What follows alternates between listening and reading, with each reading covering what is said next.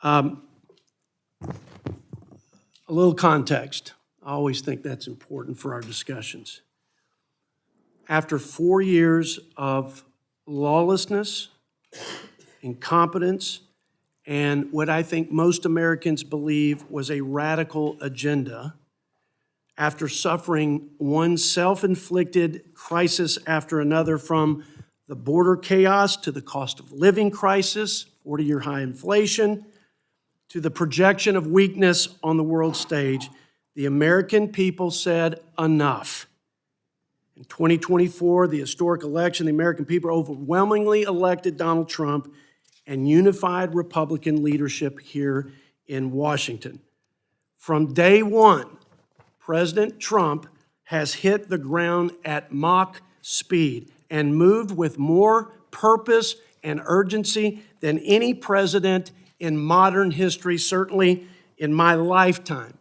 He has secured the border and stopped the flow of crime, criminals, and drugs that have been pouring into our communities and threatening the safety of our families. He has rebuilt the military, refocused the military not on woke ideology, but on war fighting, on providing for the common defense, and restoring peace through strength.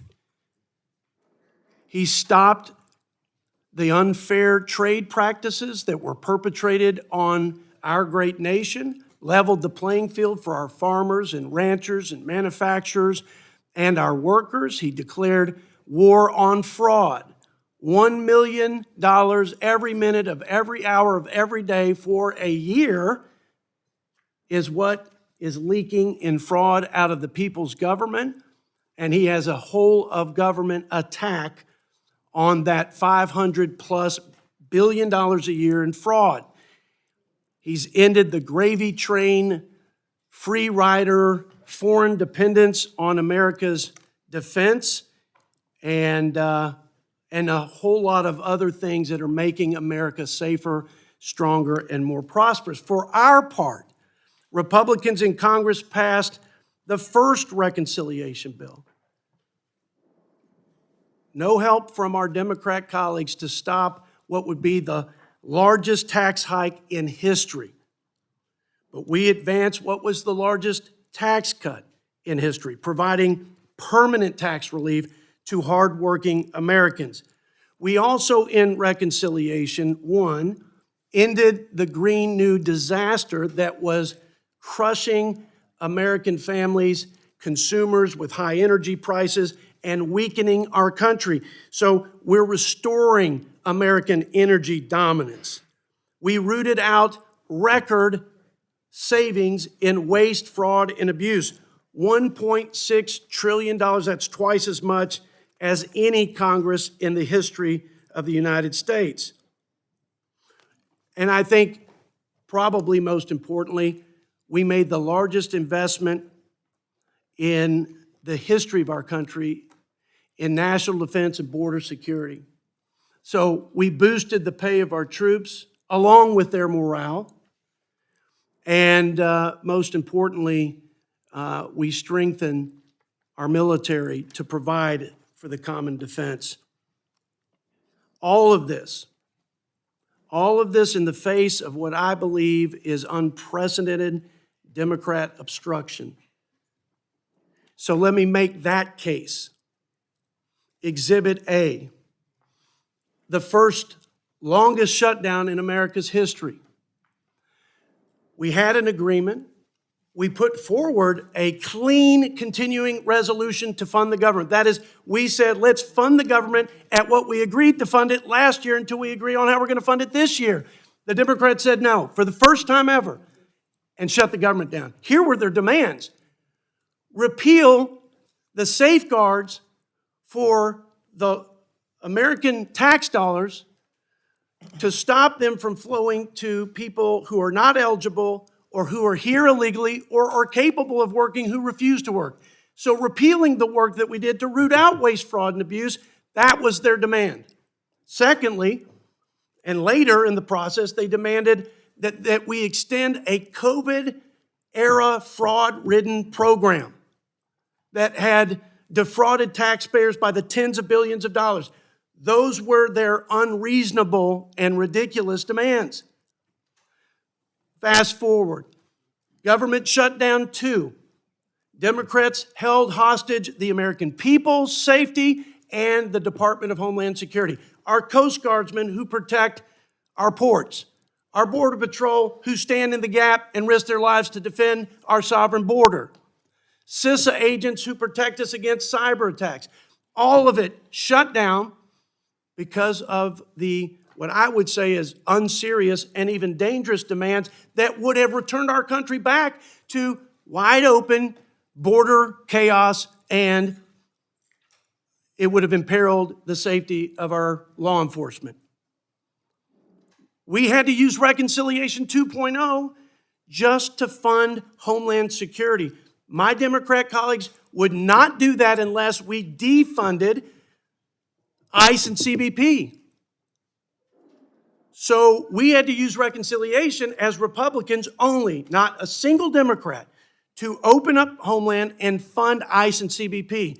Not one Democrat voted to fund ICE and CBP. Now we're at Reconciliation 3.0. We still have obstruction.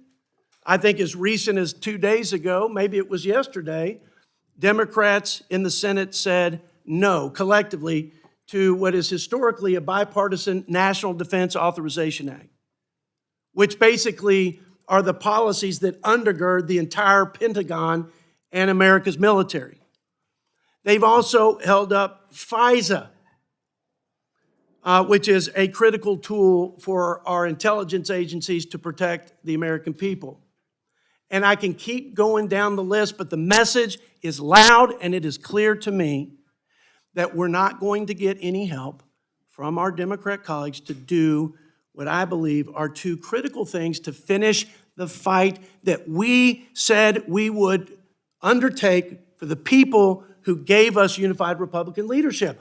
And here's the first and most important one. Support our troops in time of conflict. We can debate where we are, why we're there. You can't debate supporting our sons and daughters in uniform who salute the commander-in-chief and risk their lives for our freedom, for our security, for our ideals, for our interest, anywhere, anytime. This is a defense supplemental.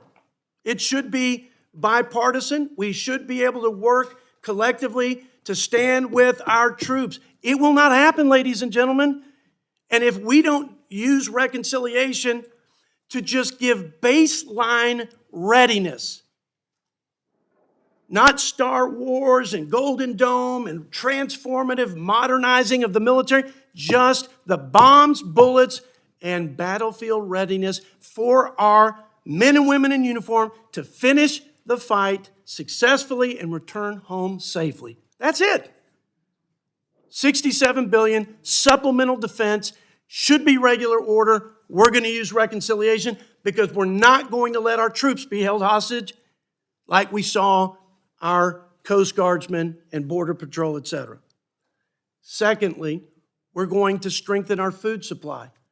We're not going to allow instability and a lack of resilience in the food supply. Food security is national security. We're not going to be begging China or anybody to feed our families.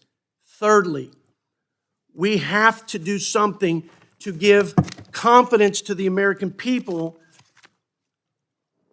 that there is, in fact, free, fair, and accurate elections. We have a crisis in confidence in our elections. Say what you want about corruption and fraud, where it is, in pockets, pervasive. We have a public crisis in confidence. This may be the greatest threat to our republic. And voter ID is not about politics, it's about public confidence. And it's an 80-20 issue. And we have put it on the floor, Mr. Walker. We have put it on the floor repeatedly and gotten zero help from our Democrat colleagues. Basic safeguards, fundamental safeguards. You need a voter ID to buy a 6-pack of beer You got to show your ID to check in a hotel. Later on, we'll probably all be on an airplane. We'll have to show our ID. And yet we're not getting any support to do that, to give confidence and integrity to our elections. Look, voter ID is essential to the integrity of our elections. Integrity in elections is indispensable as part of our representative government. Every law passed by Congress, every judge confirmed, every president sworn into office derives their legitimacy from the confidence Americans have in our elections. If Americans lose confidence in elections, they will lose confidence in our government, and even worse, they will lose confidence in their share of this great republic.